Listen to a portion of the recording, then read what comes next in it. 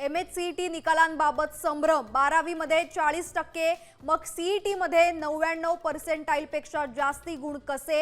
136 विद्यार्थ्यांना PCM मध्ये 60% कमी गुण, गैरप्रकार करून गुण मिळवल्याचा आरोप। CET सेलकडनं पोलिसांकडे तक्रार।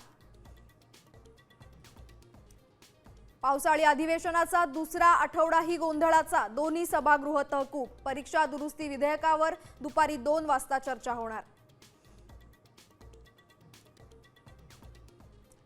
शिंदे सेनेच्या मंत्र्यांची आज बैठक। मंत्र्यांची कामगिरी आणि घेतलेल्या निर्णयांचा एकनाथ शिंदे घेणार आढावा।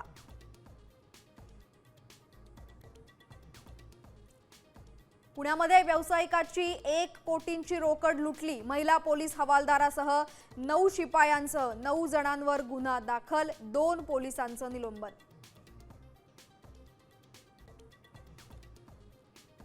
शेतकरी कर्जमाफीला प्राप्तिकराची अट। शून्य विवरणपत्र धारकाला मात्र दिलासा। योजनेमध्ये पारदर्शकता ठेवण्यासाठी सहकार विभागाचा महत्त्वाचा निर्णय।